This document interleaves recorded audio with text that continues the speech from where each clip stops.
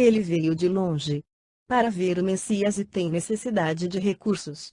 Ana recebeu a importância, que era de alguns denários, agradeceu. Radiante, aquela dádiva considerada como verdadeira fortuna e, daí a minutos, com Semele e outras companheiras dirigiu-se pela estrada de Cafarnaum, em demanda do lago, onde aguardariam o cair da tarde. Quando a barca de Simão Barjona trouxesse o Messias para as pregações costumeiras na cidade, seu primeiro cuidado foi correr a uma choupana pobre e antiga, onde o velho Simeão a estreitou carinhosamente nos braços, chorando de alegria. Grande júbilo alvoroçou em seguida aqueles corações desprotegidos da sorte, em face da generosa oferta de Lívia, a qual significava para eles um pequeno tesouro. Deixando as companheiras no local do costume, em virtude daquela circunstância, Ana não pôde reparar que, logo após a sua ausência, Semele se retirou apressadamente em demanda de uma casa oculta entre oliveiras numerosas, ao fim de uma viela quase completamente abandonada. Algumas pancadas na porta e uma senhora de boa aparência veio atendê-la, solícita. Chegou o nosso amigo? Perguntou a empregada, fingindo despreocupação. Sim, o senhor André aqui está desde ontem à sua espera. Faça-o favor de esperar um pouco. Daí a minutos, uma personagem de nosso conhecimento vinha ter com Semele, num dos ângulos da sala, abraçando-a com efusão, como se fosse pessoa de sua profunda estima. Era André de Gioras, que vinha a Cafarnaum para o golpe de represália, favorecido por uma aliada que a sua sede de vindita conseguira colocar, em Jerusalém, na casa de Públio Lentulus, através de uma sagacidade cruel. Depois de longa palestra em voz muito baixa, ouçamos a serva do senador, que lhe fala nestes termos. Não há dúvida. Já consegui captar toda a confiança dos patrões e a simpatia do pequeno. Pode, pois, ficar tranquilo, porque o momento é oportuno, visto que o senador pretende voltar para Roma em breves dias. Infame, exclamou André, cheio de cólera. Já pensa, então, no regresso? Muito bem. Aquele maldito romano conseguiu escravizar para sempre o meu pobre filho, desatendendo às minhas súplicas paternas, mas há de pagar muito caro a sua ousadia de conquistador, porque seu filho há de ser um servo da minha casa. Um dia hei de mostrar-lhe a minha desforra, provando-lhe que também sou um homem. Estas palavras ele as disse entre dentes, em voz soturna, de olhos parados e brilhantes, como que se apostrofasse seres invisíveis. Então, tudo pronto? Perguntou a Semele, denunciando uma resolução definitiva. Perfeitamente, respondeu a serva, com a maior serenidade. Pois bem, de hoje a 3 dias irei até lá, a cavalo, nas primeiras horas da madrugada. E entregando-lhe um frasco minúsculo, que ela ocultou cuidadosamente nas próprias vestes, continuou em voz abafada. Bastam 20 gotas para que a criança adormeça e não desperte. Senão ao fim de 12 horas. Quando for noite alta, aplique-lhe a beberagem um pouco de água levemente misturada de vinho fraco e espere o meu sinal. Estarei nas proximidades da casa, que desde ontem fiquei conhecendo, a aguardar a preciosa carga. Abrigará você e a criança adormecida, de tal maneira que o volume não denuncie o conteúdo, visto a alguma distância, e, como em assuntos dessa natureza há de contar com a possibilidade do testemunho de olhos estranhos, irei trajado à romana, esperando que você consiga vestir uma das túnicas da patroa, de modo a evitarmos que a culpa deste rapto venha recair sobre alguém da nossa raça, caso surja alguma testemunha inoportuna imprevista. Dado o sinal de minha presença na estrada que margina o pomar, virá você ter comigo, entregando-me o precioso fardo. E, de olhos perdidos na visão antecipada da sua vingança, André de Gioras exclamou, cerrando os punhos. Se os malditos romanos nos escravizam os filhos, sem piedade, podemos também escravizar os seus desgraçados descendentes. Os homens nasceram com iguais direitos neste mundo. Ouvindo-lhe as palavras, atenciosamente, objetou Semele, algo amedrontada. Mas, eu não acompanharei o pequenino Marcus na mesma noite. Seria grande imprudência. Você deverá ficar em Cafarnaum todo o tempo necessário, até que se percam todas as pistas do futuro senador. Que não passará, aliás, de futuro escravo. Sua fuga seria indício seguro. Agora ou mais tarde, e nós precisamos obstruir esse caminho certo. Como sabe, tenho parentes afortunados na Judeia, e não é demais esperar que um golpe da sorte me conceda o lugar preeminente aqui. Aspiro, no Templo de Jerusalém.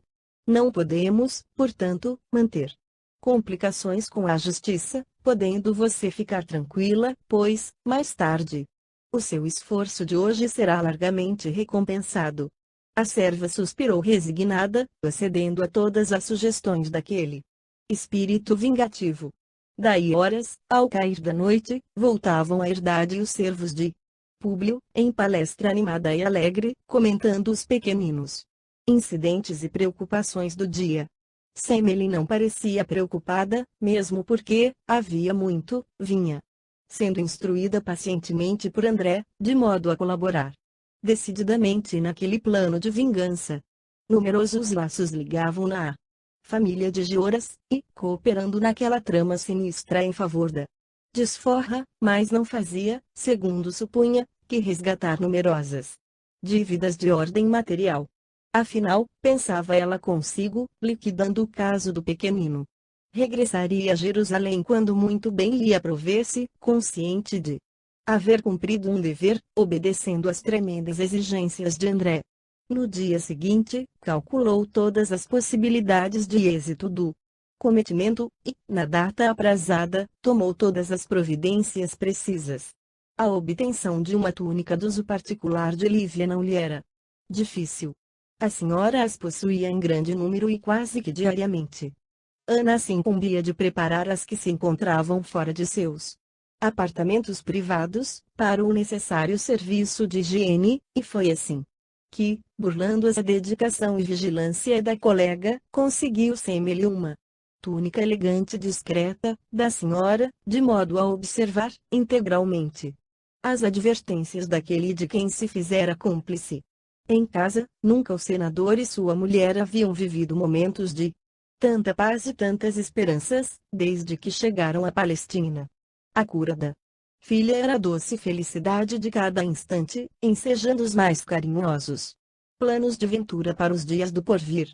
Lívia já organizava todos os seus apetrechos de viagem. Considerando que em poucos dias estariam no antigo porto de Jope, de regresso à metrópole querida. Uma serenidade, que parecia imperturbável, descansava agora sobre o casal, fazendo-lhe os corações tranquilos e ditosos. Públio havia esquecido totalmente as advertências do sonho, que considerava tão somente resultado da sua palestra impressionante com o profeta de Nazaré, e o coração se lhe desanuviara, ponderando o valor dos poderes humanos, dentro da vaidade orgulhosa que lhe abafava todas as preocupações de ordem espiritual. Um pensamento único lhe dominava o coração: voltar a Roma, dentro de poucos dias. Nessa noite, porém, iam desmoronar-se todas as suas esperanças e modificar-se, para sempre, as linhas do seu destino na terra. Quem conhecesse a trama urdida na sombra pelo espírito vingativo de André, depois da meia-noite poderia ouvir um longo silvo que se repetiu por 3 vezes, no soturno silêncio do arvoredo. Um homem trajado à romana piara de fogoso corcel, a alguns metros da casa, no largo caminho que separava a vegetação do campo das árvores frutíferas. Em seguida, uma porta abriu-se furtivamente e uma mulher trajada à moda patrícia veio ter com o cavaleiro que a esperava. Ansioso, depondo-lhe nas mãos, com o máximo cuidado, um embrulho volumoso. Semele, exclamou ele baixinho, esta hora é decisiva em nossos destinos. A serva de Lentulus nada pôde responder, sentindo o peito opresso. Nesse instante, os atores de cena não observaram a aproximação de um homem que estacara, à distância de alguns passos, na espessura das ramagens sombrias. Agora tornou a dizer o cavaleiro, antes de partir em desabalada carreira: não se esqueça que o silêncio é ouro e que, se algum dia você for ingrata, pode pagar com a vida a descoberta do nosso segredo. Dito isso, André de Gioras partiu precipitadamente, a largo trote, pelos caminhos ensombrados, levando consigo o volume para ele tão precioso. A serva ainda o acompanhou com a vista por alguns instantes, assustada e compungida, recolhendo-se a passos cambaleantes. Ambos não sabiam que os olhos de um caluniador são piores que os braços de um ladrão e que esses olhos os espreitavam na solidão da noite. Era Sulpício que, por coincidência, se recolhia tarde naquela noite, surpreendendo a cena palidamente iluminada pelos raios da lua. Observando, de longe, que um homem e uma mulher, trajados à romana, se encontravam na estrada em hora tão imprópria, amorteceu-os passos de felino, entre as árvores, com o fim de identificá-los mais de perto. A cena fora, todavia, muito rápida, chegando-lhe tão somente aos ouvidos as últimas palavras "nosso segredo", proferidas por André, na sua promessa odiosa e ameaçadora. Em seguida, observou que a mulher, com a retirada do cavaleiro, regressava ao interior a passos vacilantes, como que presa de incoercível abatimento. Estugou então os passos para surpreendê-la, reparando-lhe o vulto a poucos metros de distância. Mas, não se atreveu a aproximar-se. Apenas identificando as características da vestimenta, à luz fraca da noite. Aquela túnica era-lhe conhecida. Aquela mulher, a seu ver, era Lívia, a única que podia trajar de tal modo, naquelas cercanias. Num instante, suas ideias rápidas de homem experimentado nas piores ações do mundo, associaram fatos, personalidades e coisas. Lembrou, em seus íntimos pormenores, a cena que tivera a ocasião de presenciar no jardim de Pilatos, crendo que a esposa de Públio se fizera amada pelo governador, cujo coração ela vassalara em poucos minutos. Em virtude da sua peregrina beleza, recordou, por último, a estada do procurador da Judeia, em Nazaré, e concluiu, monologando: um governador, na sua alta posição, não deixará, por isso, de ser um homem, e um homem é muito capaz de cobrir toda a noite, em boa montaria, uma distância como a que vai de Cafarnaum a Nazaré, para se encontrar com a mulher amada. Ora esta, temos agora de prosseguir, observando um casal de apaixonados. O único acontecimento estranhável é a facilidade com que essa mulher, aparentemente tão austera, se deixou dominar dessa maneira. Mas, como tenho os meus interesses com Fúvia, vamos examinar o melhor modo de cientificar esse pobre homem que, senador, tão jovem e tão rico, é um marido tão desventurado. E depois de assim monologar cautelosamente, Sulpício recolheu-se. Intimamente satisfeito, por se ver dono da situação, já antegozando o instante em que faria Públio conhecedor do seu segredo, a fim de exigir mais tarde, em Jerusalém, o preço ignominioso da sua perversidade, segundo as promessas de Fúvia. O dia imediato constituiu dolorosa surpresa para o senador e sua mulher, aturdidos com o inopinado acontecimento. Ninguém conhecia as circunstâncias em que se verificara o rapto da criança, no silêncio da noite.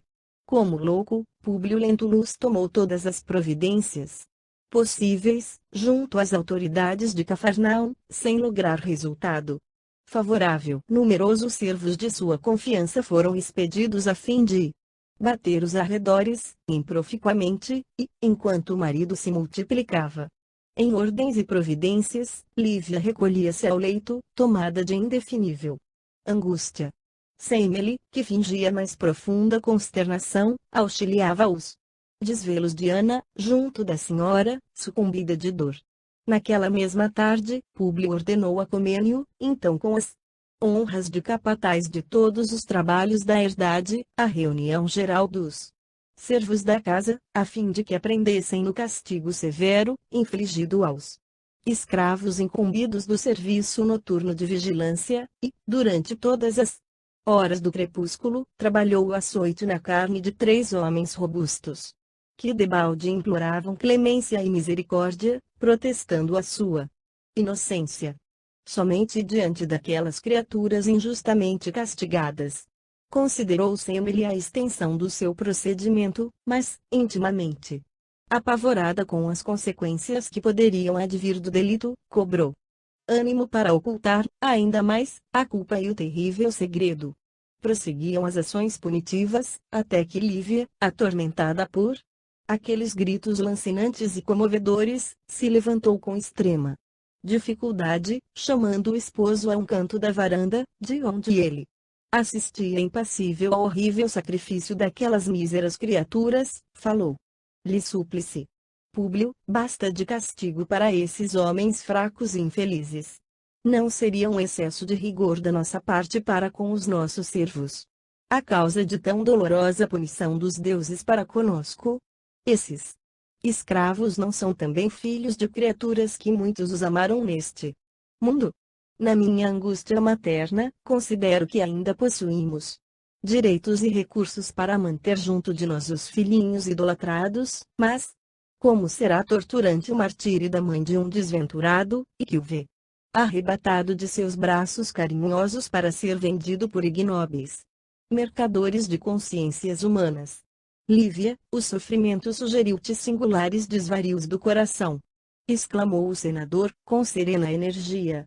Como poderias pensar numa igualdade absurda de direitos, entre a cidadã romana e a serva miserável? Não vês que entre-te a mãe de um cativo existem consideráveis diferenças de sentimento? Penso que te enganas, revidou a esposa, com intraduzível amargura, porque os próprios animais possuem os mais elevados instintos, em se tratando de maternidade. E ainda assim, querido, mesmo que eu não tivesse nenhuma razão, manda ao raciocínio que examinemos a nossa posição de pais, para considerarmos que ninguém, mais que nós próprios, é passível de culpa pelo acontecido, visto que os filhos são um depósito sagrado dos deuses, que nos confiam ao coração, impondo-nos como dever de cada minuto a multiplicação do carinho e vigilância necessários, se sofro amargamente, é por considerar o amor sublime que nos une aos filhos, sem poder atinar com a causa deste crime misterioso, sem poder imputar aos nossos servos a culpa desse tenebroso acontecimento. A voz de Lívia, porém, extinguia-se rapidamente. Um delírio foi o resultado de suas palavras veementes, ao findar daquele dia de tantas e tão amarguradas emoções. Amparada pelas mãos carinhosas e desveladas de Ana, a pobre senhora recolheu-se ao leito com febre alta. Quanto a Públio, porque sentia que as verdades amargas da mulher lhe doíam fundo no coração, mandou cessar imediatamente o castigo, com alívio geral, recolhendo-se ao gabinete para meditar a situação. Naquela mesma noite, recebeu a visita de Sulpício, que lhe veio trazer o infrutífero resultado de suas indagações, na pista do pequeno Marcus. Ao despedir-se, exclamou o lictor, com grande surpresa de Públio, que lhe observara o tom enigmático das palavras. Senador, eu não posso decifrar esse doloroso enigma do desaparecimento do vosso filhinho, mas talvez possa orientar-vos na alguma pista segura, com as minhas observações pessoais, relativas ao assunto. Mas, se tem semelhantes elementos, abre-te sem receios, exclamou Públio, com o máximo interesse. Meus elementos de observação não são pontos de aclaramento positivo, e, como existem alguns remédios que em vez de curarem uma ferida produzem outras úlceras incuráveis, acho melhor adiar para amanhã à noite as minhas impressões individuais sobre os fatos.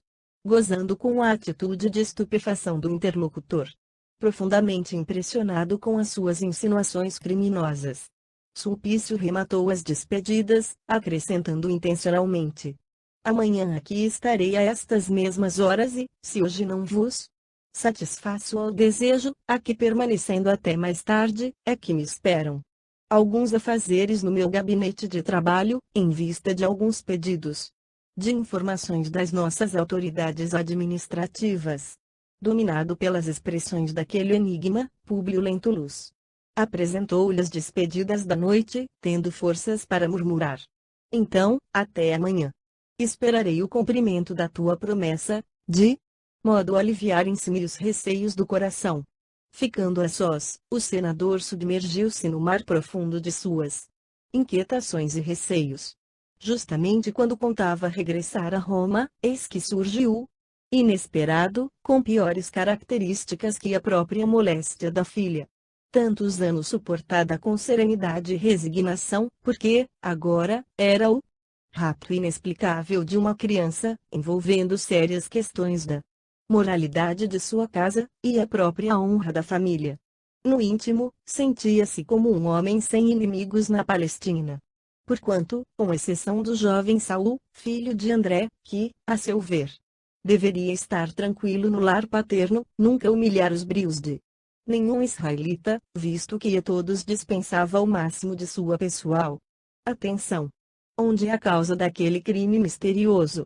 Em suas reminiscências aflorou a palavra segura de Flamínio Severus, quando lhe aconselhou muita prudência e valor individual, na Palestina, em razão de certos malfeitores que infestavam a região, mas, por outro lado, recordava sonho simbólico e, com os olhos da imaginação, parecia lobrigar o vulto venerando daquele juiz austero e incorrupto, que lhe profetizara a existência fértil de amarguras, dado o seu desprezo e indiferença pelas verdades salvadoras de Jesus de Nazaré. Trabalhado pela dor de angustiados pensamentos, debruçou-se à mesa de trabalho e deixou que o orgulho ferido chorasse copiosamente. Considerando a sua impotência para conjurar as forças ocultas e impiedosas que conspiravam contra sua aventura, nos caminhos ensombrados do seu doloroso destino. Alta noite, procurou desabafar o coração, junto à carinhosa solicitude da esposa, trocando ambos as suas lamentações e as suas lágrimas. Públio, exclamava ela, com a ternura característica do seu coração. Procuremos reanimar nossas energias em favor de nós mesmos. Nem tudo está perdido. Com os direitos que nos competem, podemos determinar todas as providências precisas, em busca do nosso anjinho. Adiaremos o regresso a Roma, indefinidamente, se tanto for necessário, e o resto os deuses farão por nós, reconhecendo nossa angústia e abnegação. O que não é justo é que nos entreguemos, irremediavelmente, ao nosso desespero, inutilizando as derradeiras forças para a luta. A pobre senhora mobilizava os últimos recursos de suas energias maternas no proferir aquelas palavras de esperança e consolação. Sabia Deus, porém, das suas inenarráveis torturas íntimas, naqueles momentos angustiosos, e apenas o seu sentimento acrisolado, de renúncia e de amor, transformaria em forças as fragilidades da mulher, para poder confortar o coração angustiado do esposo, em tão penosas conjunturas. Sim, minha querida, farei tudo que estiver ao meu alcance para esperar a providência dos deuses, disse o senador, mais ou menos reanimado em face do valor de que lhe dava ela testemunho. O dia seguinte decorreu nas mesmas expectativas angustiosas, com os mesmos movimentos incertos de buscas infrutíferas. À noite, segundo prometera, lá estava Sulpício Tarquinius esperando o seu momento decisivo. Após o jantar, a que Lívia não pôde comparecer, em virtude do seu profundo abatimento físico, Públio recebeu o lictor com toda a intimidade. Ali mesmo no triclínio, em cujos leitos macios ambos se estiraram para a palestra costumeira. Então, ainda ontem, exclamou o senador, dirigindo-se ao suposto amigo, despertaste o meu paternal interesse, falando-me de tuas observações pessoais, que somente hoje me poderias transmitir. Ah, sim, redarguiu o lector, com fingida surpresa, é bem verdade. Que desejaria solicitar vossa atenção para as ocorrências misteriosas destes últimos dias. Tendes algum inimigo, aqui na Palestina, interessado na continuidade de vossa permanência em regiões pouco adaptáveis aos hábitos de um patrício romano? De modo algum, revidou o senador, eminentemente surpreendido. Suponho encontrar-me num ambiente de amizades sinceras, em si. Tratando das nossas autoridades administrativas, e acredito que ninguém haja interessado na minha ausência de Roma. Ficaria muito satisfeito se esclarecesses melhor as tuas observações. É que na Judeia, há alguns anos, houve um caso idêntico ao vosso. Conta-se que um dos antecessores do governador atual se deixou apaixonar perdidamente pela esposa de um patrício romano, que teve a pouca sorte de se fixar em Jerusalém e, conquistados seus objetivos, tudo fez por obstar o regresso de suas vítimas à sede do império. E quando notou que de nada valiam os empecilhos de sua autoridade, cometeu o crime de sequestrar um filhinho do casal, fazendo-o acompanhar o feito de outras atrocidades, que ficaram impunes, dado seu prestígio político. Perante o Senado, Públio ouviu essas observações com o pensamento em brasa. Em razão da sua intensidade emotiva, o sangue afluiu-lhe ao cérebro, parecendo represar-se em largas correntes junto ao dique das têmporas.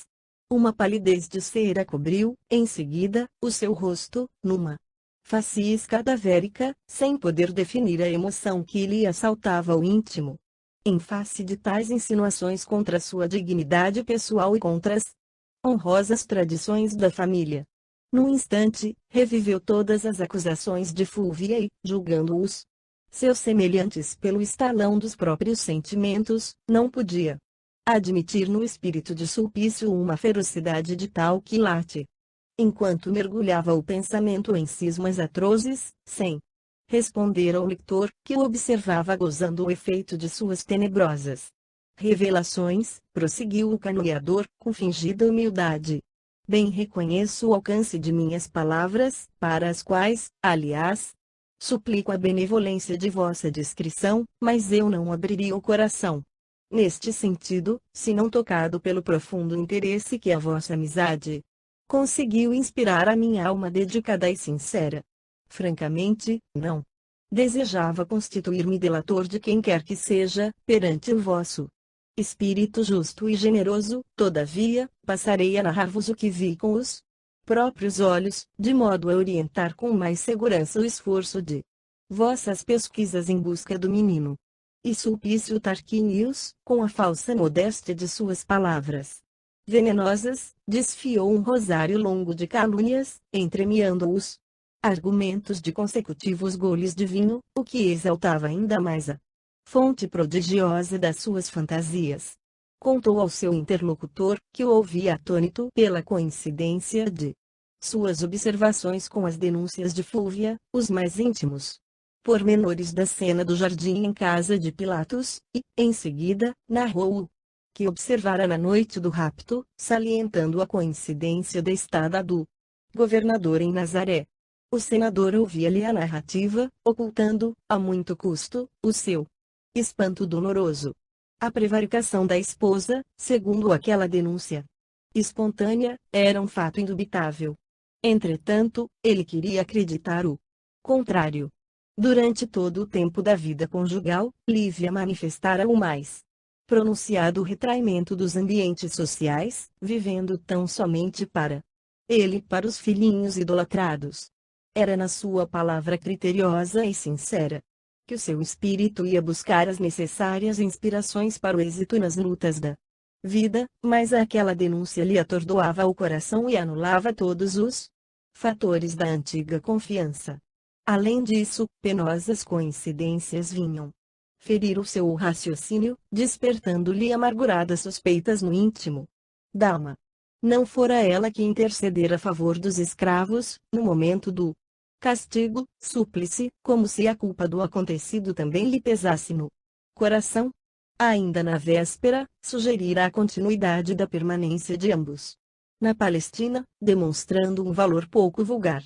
Não seria isso um gesto de suposta consolação para o marido ultrajado, obedecendo a intuitos inconfessáveis? Um turbilhão de ideias antagônicas entrechocava-se no mar de suas meditações dolorosas. Por outro lado, considerou, num relance, a sua posição de homem de Estado, as responsabilidades austeras que lhe competiam no organismo social. O cargo proeminente, as severas obrigações a que se consagrara no mecanismo das relações de cada dia, o orgulho do nome e as tradições de família, amalgamaram a energia precisa para o domínio das emoções do momento, e, escondendo o homem sentimental que era por natureza, para tão somente revelar o homem público, teve forças para exclamar: Sulpício, agradeço teu interesse, desde que as tuas palavras sejam um reflexo da tua generosidade sincera, mas devo considerar, perante o conceito que acabas de expender sobre minha mulher, que não aceito nenhum argumento que lhe fira dignidade e austera nobreza, predicados esses que ninguém, mais que eu, deve conhecer. A entrevista no Jardim de Pilatos, a que te referes, foi por mim autorizada, e as tuas observações na noite do rapto não estão bem definidas, dado o caráter positivo que se requer das nossas investigações. Assim, pois, agradeço-te a dedicação em meu favor, mas a tua opinião abre entre nós, doravante, uma linha divisória que a minha confiança não mais ousará transpor. Ficas, assim, dispensado do serviço que te retinha junto de minha família, mesmo porque a perspectiva da minha volta a Roma se desvaneceu com o desaparecimento do pequeno.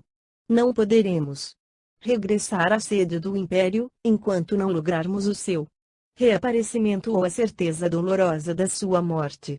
Deste modo, eu seria imprudente exigindo a continuidade dos teus préstimos em Cafarnaum, sacrificando decisões de teus superiores hierárquicos, razão por que serás demitido de minha casa sem escândalos que prejudiquem a tua carreira profissional. Aguardarei o ensejo de me comunicar com o governador, a teu respeito, quando então serás desligado oficialmente do meu serviço, sem nenhum prejuízo para o teu nome. Vês, assim, que, como homem de Estado, agradeço o teu interesse e sei apreciar a tua dedicação, mas, como amigo, não me é mais possível depositar em ti o mesmo grau de confiança. O lector, que não esperava semelhante resposta, ficou lívido no seu indisfarçável desapontamento, mas atreveu-se ainda a revidar fingidamente: Senhor senador, chegará o instante em que havereis de valorizar o meu zelo não só como servidor de vossa casa, mas também como amigo desvelado e sincero. E já que não tendes outra recompensa melhor que o desprezo injusto para corresponder ao meu impulso de amizade, é com prazer que me sinto desligado das obrigações que me prendiam junto de vossa autoridade. Em seguida, Sulpício pronunciou algumas palavras de despedida, a que Públio respondeu secamente, atormentado pelos mais profundos desgostos. No silêncio do seu gabinete, examinou o quanto de energias, circunstâncias haviam exigido do seu coração em tão penosas conjunturas. Bem reconhecia que adotara para com o lector atitude mais conveniente e consentânea com a situação, mas, no íntimo, guardava angustiosa incerteza acerca da conduta de Lívia. Tudo conspirava contra ela, tendendo a apresentá-la, ao seu coração de marido pundonoroso, como a personificação da falsa inocência. Naquele tempo, ainda não se vulgarizara no mundo orai e vigiai dos ensinamentos eternamente doces do Cristo, e o senador, entregando-se quase que totalmente ao império das amargas emoções que o acabrunhavam, debruçou-se sobre numerosos rolos de pergaminho, entrando a chorar convulsivamente. Viu as pregações do Tiberíades. Alguns dias haviam decorrido sobre os fatos que acabamos de narrar. Em Cafarnaum, não somente o cenário, mas também os atores guardavam a mesma fisionomia. Compelido pela atitude irrevogável e enérgica do senador, Sulpício Tarquinius regressara a Jerusalém, obedecendo às ordens de Pilatos que, por sua vez, recebera notificação de Públio Lentulus, referente à dispensa do lector. Não devemos esquecer que Públio permanecia na Palestina com poderes amplos, na qualidade de emissário de César e do Senado, e a quem todas as autoridades da província, inclusive o governador, eram obrigados a cotar com especial atenção e máximo respeito. O procurador da Judeia não se esquecera, portanto, de substituir Sulpício, do melhor modo possível, buscando conhecer, com interesse, os motivos do seu afastamento, assunto que o senador solucionou com o mais largo espírito de superioridade, do ponto de vista político. Pilatos coadjuvou, com a melhor boa vontade, o serviço de pesquisa, quanto ao paradeiro do pequeno Marcos, movimentando funcionários de sua inteira confiança, e vindo pessoalmente a Cafarnaum, a fim de conhecer na sua intimidade as diligências efetuadas. O senador recebeu-lhe a visita com as mais altas mostras de consideração e aceitou-lhe a cooperação, sinceramente confortado, em vista de os acontecimentos desmentirem, perante o seu foro íntimo, as caluniosas acusações de que era vítima a esposa. Sua vida doméstica, porém, sofrera as mais profundas alterações. Não sabia mais viver aquelas horas de colóquio feliz com a esposa, da qual o separava um véu de dúvidas amargas infinitas. Várias vezes tentou, improficuamente, readquirir a antiga confiança e a sua espontaneidade afetiva. Rugas de pesar vincaram-lhe então o semblante, ordinariamente altivo e orgulhoso, esfumando-lhe os traços fisionômicos num nevoeiro de preocupações angustiosas. Todos os seus íntimos, inclusive a esposa, atribuíam ao desaparecimento do filhinho tão singular metamorfose. Nas horas habituais das refeições, notava-se-lhe o esforço para desanuviar a fisionomia. Dirigia-se, então, à mulher ou respondia às suas perguntas, carinhosas com monossílabos apressados, acentuando as palavras com laconismo incompreensível. Sofrendo amargamente com aquela situação, Lívia apresentava-se cada vez mais abatida, tentando em vão decifrar o motivo de tantas provações e infortúnios. Muitas vezes procurou sondar o espírito de Públio, de modo a levar-lhe um pouco de carinho e consolação, mas ele evitava as expansões afetuosas, com pretextos decisivos. Quase que lhe aparecia tão somente no triclínio e, feita a refeição costumeira, retirava-se, abruptamente, para o grande salão do arquivo, onde passava todas as suas horas de inquietadoras meditações.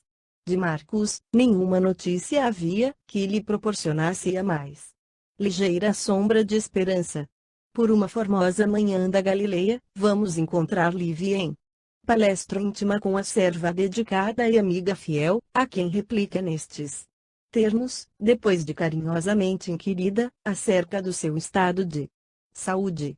Sinto-me bem mal, minha boa Ana.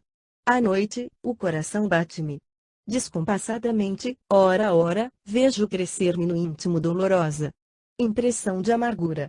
Não poderia bem definir meu estado, ainda que o quisesse. O desaparecimento do pequeno enche-me a alma de lúgubres presságios, multiplicando o peso das minhas aflições maternas quando não posso vislumbrar, nem de leve, a causa de tamanhos padecimentos. E agora é, sobretudo, o estado de Públio que mais me acabrunha. Ele foi sempre um homem puro, leal e generoso, mas, de algum tempo esta parte, noto-lhe singulares diferenças no temperamento, agravando-se-lhe os sintomas doentios com maior intensidade, após o incompreensível desaparecimento do nosso filhinho. A mim se me figura que ele vem sofrendo os mais fortes distúrbios sentimentais, com sérios prejuízos para a saúde. Bem vejo, senhora, quanto sofreis, aventou a serva carinhosa. Sei que sou uma criatura humilde e sem nenhum valor, mas pedirei a Deus que vos proteja incessantemente, restabelecendo a paz do vosso coração. Criatura humilde e sem valor, diz a pobre senhora, buscando demonstrar-lhe o grau de sua estima sincera. Não digas isso, mesmo, porque não sou dessas almas que aferem o valor de cada um pelas posições que desfruta ou pelas honras que recebe. Filha única de pais que me legaram considerável fortuna, cidadã romana, com as prerrogativas de mulher de um senador, vês quanto sofro nos trabalhos amargos deste mundo. Os títulos que o berço me outorgou não conseguiram eliminar as provações que o destino também me trouxe, com a mocidade e a fortuna fácil. Reconhece, pois, que, sendo eu Patrícia e tu uma serva, não possuímos um coração diverso, mas sim o melhor sentimento de fraternidade, que nos abre a porta de uma compreensão carinhosa, a valer por asilo suave nos dias tristes da vida. De mim para comigo, sempre supus, contrariamente à educação recebida, que todas as criaturas são irmãs, filhas de uma origem comum, sem conseguir atinar com as linhas divisórias entre aqueles que possuem muitos haveres e muitos títulos e os que nada possuem neste mundo além do coração, onde costumo localizar os valores de cada um, nesta vida. Senhora, exclamou a serva, tocada da mais grata surpresa. Vossas palavras me comovem, não somente por partirem dos vossos lábios, dos quais me habituei a ouvir-vos sempre com carinho e veneração, mas também porque o profeta de Nazaré nos tem dito a mesma coisa em suas prédicas. Jesus, perguntou Lívia, de olhos brilhantes, como se aquela referência lhe lembrasse uma fonte de consolação, da qual se houvesse momentaneamente esquecido. Sim, minha senhora, e por falar nele, por que não buscardes um pouco de conforto nas suas divinas palavras? Juro-vos que as suas expressões, sábias e amorosas, vos consolariam no meio de todos os pesares, proporcionando-vos sensações de vida nova. Se quisesseis, eu poderia conduzir-vos à casa de Simeão, discretamente, a fim de receberdes o benefício de suas lições carinhosas. Receberíeis, assim, a alegria da sua bênção, sem vos expordes às críticas alheias, nutrindo vosso coração dos seus luminosos ensinamentos.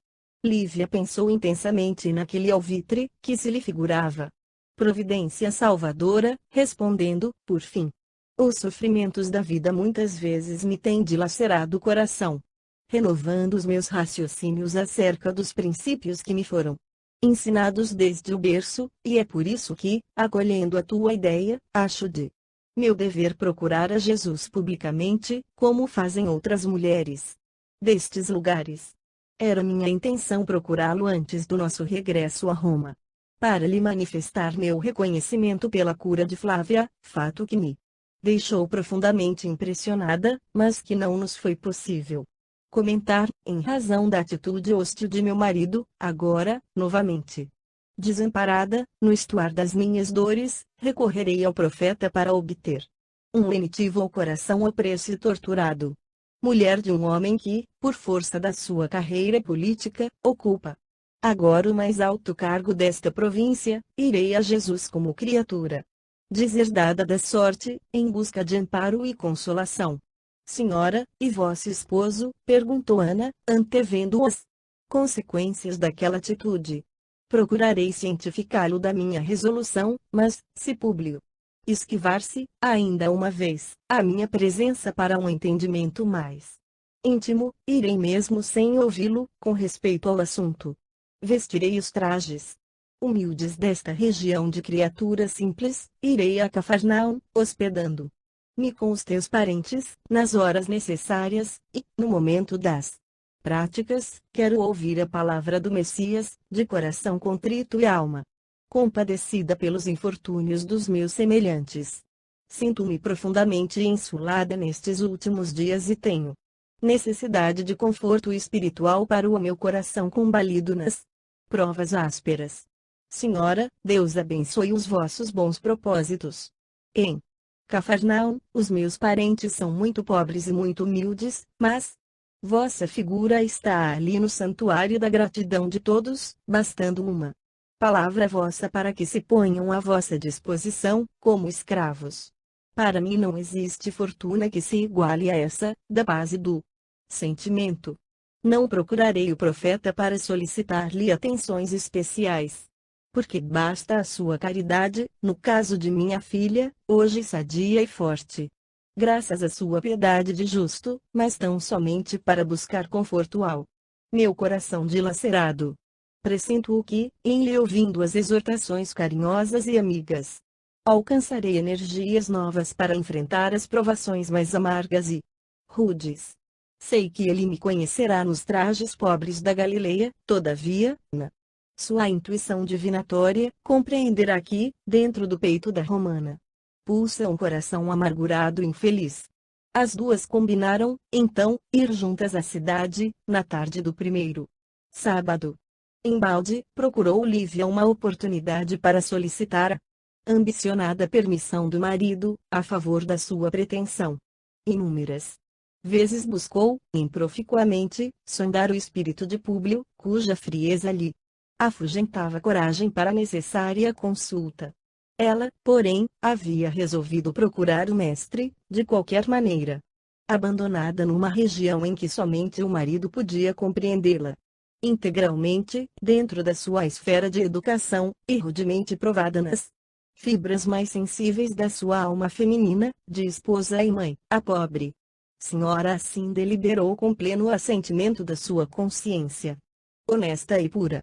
Talhou uma roupa nova, de conformidade com os usos galileus, de maneira a não se fazer notada na multidão comum nas prédicas do lago, e, cientificando o acomênio da necessidade que tinha de sair naquele dia, a fim de que o marido fosse avisado à hora do jantar, dirigiu-se, na data previamente determinada, pelos caminhos que já conhecemos, em companhia da serva de confiança, na residência humilde de pescadores, onde se abrigavam os familiares de Ana. Lívia sentiu-se envolvida em radiosas vibrações de serenidade amiga e doce. Era como se o seu coração desalentado encontrasse uma claridade nova naquele ambiente de pobreza, de humildade e ternura. A figura patriarcal do velho Simeão, da Samaria, porém, destacava-se a seus olhos entre todos os que a receberam com as mais elevadas demonstrações de carinhosa bondade. Do seu olhar profundo e das cãs veneráveis emanavam as doces irradiações da maravilhosa simplicidade do antigo povo hebreu, e a sua palavra, ungida de fé, sabia tocar os corações nas cordas mais sensíveis, quando narrava as ações prodigiosas do Messias de Nazaré. Lívia, acolhida por todos com simpatia franca, parecia devassar um mundo novo, até então desconhecido, na sua existência. Confortava-lhe sobremaneira a expressão de sinceridade e candura daquela vida simples e humilde, sem atavios nem artifícios sociais, mas também sem preconceitos nem fingimentos perniciosos. A tardinha, confundida com os pobres e os doentes que iam receber as bênçãos do Senhor, vamos encontrá-la de coração aliviado e sereno, esperando o momento ditoso de ouvir do Mestre uma palavra de amor e consolação. O crepúsculo de um dia claro e quente emprestava um reflexo de luz dourada a todas as coisas e a todos os contornos suaves da paisagem. Encrespavam-se as águas mansas de Tiberíades ao sopro carinhoso dos favônios da tarde, que se impregnavam do perfume das flores e das árvores. Brisas frescas eliminavam o calor ambiente, espalhando sensações agradáveis de vida livre, no seio robusto e farto da natureza. Afinal, todos os olhares se dirigiam para um ponto escuro que se desenhava no espelho cristalino das águas, muito ao longe, no horizonte. Era a barca de Simão, que trazia o mestre para as dissertações costumeiras. Um sorriso de ansiedade e de esperança clareou, então, todos aqueles semblantes que o aguardavam, no desconforto de seus sofrimentos. Lívia reparou aquela turba que, por sua vez, também lhe notara estranha presença. Operários humildes, pescadores rudes, mães numerosas em cujos rostos macerados se podiam ler as histórias amargas dos mais incríveis padecimentos, criaturas da plebe anônima e sofredora, mulheres adúlteras, publicanos gozadores da vida, enfermos desesperados e crianças numerosas, que traziam consigo os estigmas do mais doloroso desamparo.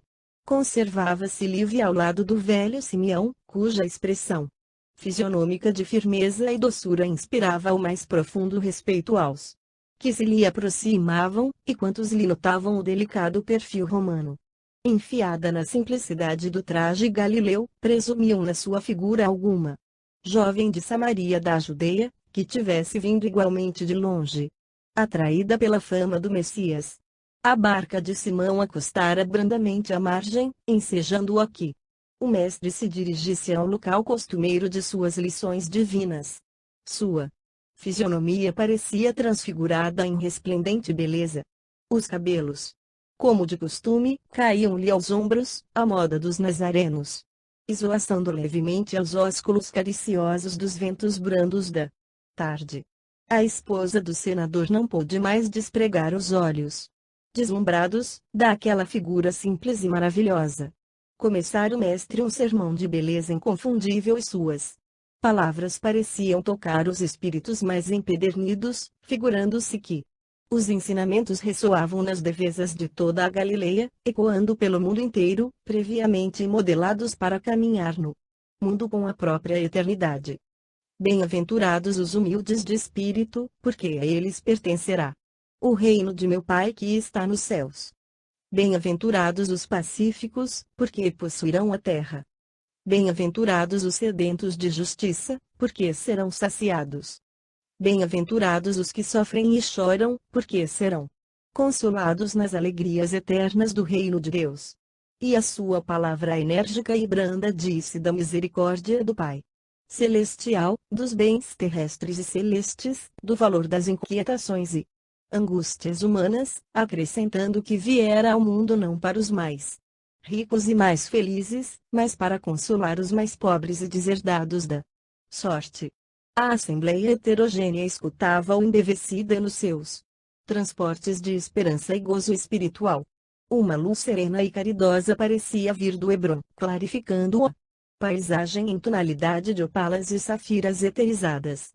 A hora ia adiantada e alguns apóstolos do Senhor resolveram trazer alguns pães aos mais necessitados de alimento. 2 grandes cestos de merenda frugal foram trazidos, mas os ouvintes eram em demasia numerosos. Jesus, porém, abençoou-lhes o conteúdo e, como num suave milagre, a escassa provisão foi partida em pequenos pedaços, que foram religiosamente distribuídos por centenas de pessoas. Lívia recebeu igualmente a sua parte. Ao ingeri-la, sentiu um sabor diferente, como se houvera servido um remédio apto a lhe curar todos os males da alma e do corpo, porque uma certa tranquilidade lhe anestesiou o coração flagelado e desiludido. Comovida até as lágrimas, viu que o mestre atendia, caridosamente, a numerosas mulheres, entre as quais muitas, segundo o conhecimento do povo de Cafarnaum, eram de vida dissoluta e criminosa. O velho Simeão quis também aproximar-se do Senhor, naquela hora memorável da sua passagem pelo planeta. Lívia acompanhou automaticamente, e, em poucos minutos, achavam-se ambos diante do mestre, que os acolheu com o seu generoso e profundo sorriso. Senhor, exclamou, respeitosamente, o ancião de Samaria, que deverei fazer para entrar, um dia, no vosso reino? Em verdade te digo, replicou-lhe Jesus, carinhosamente, que muitos virão do ocidente e do oriente, procurando as portas do céu, mas somente encontrarão o reino de Deus e de sua justiça aqueles que amarem profundamente, acima de todas as coisas da terra, ao nosso Pai que está nos céus, amando o próximo como a si mesmos. E espraiando o olhar compassivo e misericordioso por sobre a assembleia vasta, continuou com doçura.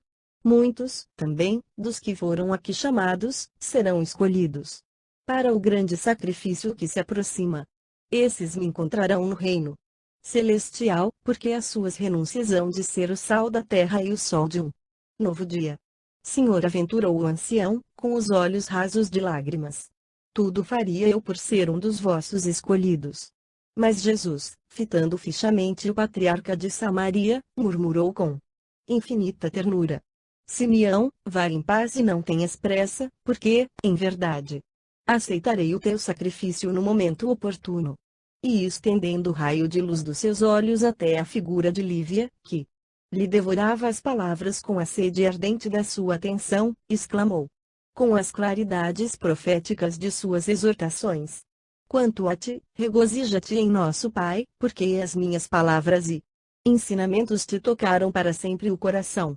Vai e não descreias. Porque tempo virá em que saberei aceitar as tuas abnegações. santificantes.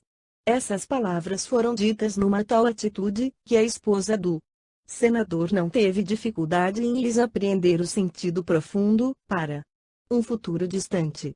Aos poucos, dispersou-se a grande assembleia dos pobres, dos enfermos e dos aflitos. Era noite quando Lívia e Ana regressaram à casa solarenga. Confortadas pelas graças recebidas das mãos caridosas do Messias. Profunda sensação de alívio e conforto inundava-lhe a alma. Penetrando, porém, nos seus aposentos, Lívia encontrou de frente a figura enérgica do marido, que deixava transparecer na fisionomia, carregada os mais intensos sinais de irritação, como acontecia nos momentos de seu mais ríspido mau humor.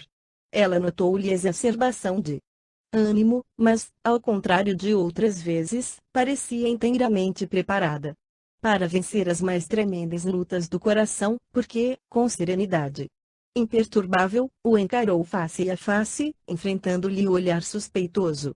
Afigurava-se-lhe que a flor de eterna paz espiritual lhe desabrochara no íntimo, ao suave calor das palavras do Cristo, porquanto lhe parecia haver atingido o terreno, até então desconhecido, de serenidade estranha e superior. Depois de fitá-la de alto a baixo com o seu olhar duro e inquiridor, exclamou Públio, mas sopitando a cólera incompreensível. Então, que é isso? Que poderosas razões levariam a senhora a ausentar-se de casa em horas tão impróprias para as mães de família? Públio respondeu com humildade, estranhando aquele tratamento cerimonioso, por mais que buscasse comunicar-te minha resolução de sair na tarde de hoje, fugiste sempre de minha presença, esquivando-te a minha consulta, e eu necessitava procurar o Messias de Nazaré, de modo a acalmar meu coração desventurado. E precisavas de disfarce para encontrar o profeta do povo. Atalhou o senador, com ironia. É a primeira vez que noto uma patrícia usando tais artifícios para consolar o coração. Vai a tanto, assim, o seu menosprezo pelas nossas mais sagradas tradições familiares. Supus não me ficasse bem fazer-me notada na multidão das pessoas pobres e infelizes que procuram a Jesus nas margens do lago, e, identificando-me com os sofredores, não presumi desacatar nossos costumes familiares, mas, sim, acreditei agir em favor do nosso nome. Considerando a circunstância de ocupares, no momento, nesta província, a mais alta expressão política do império. A menos que esteja disfarçando algum outro sentimento, como dissimular a posição social com a indumentária, muito errou procurando o Messias nesses trajes, porque, afinal, estou investido de poderes para requisitar a presença de qualquer pessoa da região em minha casa. Mas Jesus revidou Lívia, corajosamente deve estar para nós muito acima dos poderes humanos, que sabemos tão precários, por vezes. Acho que a cura da nossa filhinha, diante da qual todos os nossos recursos foram impotentes, é o bastante para fazê-lo credor da nossa gratidão imperecível. Ignorava que a sua organização mental fosse tão frágil em face dos sucessos do mestre de Nazaré, a quem Cafarnaum, continuou o senador asperamente. A cura de nossa filha. Como assegurar uma coisa que a sua argumentação pessoal não pode provar com dados positivos? E ainda que esse homem, revestido de forças divinas para o espírito simples e ignorante dos pescadores galileus, tivesse operado essa cura com a sua intervenção sobrenatural, vindo a este mundo da parte dos deuses, poderíamos chamar-lhe impiedoso e cruel. Sarando uma menina enferma de tantos anos e permitindo que os gênios do mal e da perversidade nos arrebatassem o filhinho sadio e carinhoso, em cuja fronte colocava minha ternura de pai todo um futuro brilhante e promissor. Cala-te, Públio, revidou ela, tomada de uma força superior que lhe conservava toda a serenidade do coração. Recorda-te que os deuses podem humilhar-nos, com dureza, a vaidade e orgulho absurdos. Se Jesus de Nazaré nos curou a filhinha bem-amada, que apertávamos nos braços frágeis contra os poderes imensos da morte, podia permitir que fôssemos tocados no mais sagrado sentimento de nossa alma, com o incompreensível desaparecimento do nosso Marcos, para que nos sentíssemos inclinados à piedade e à comiseração pelos nossos semelhantes. A senhora se compromete com essa demasiada tolerância, que vai ao absurdo da fraternização com os escravos, disse Públio, com rispidez e austera severidade. Tal atitude de sua parte me fez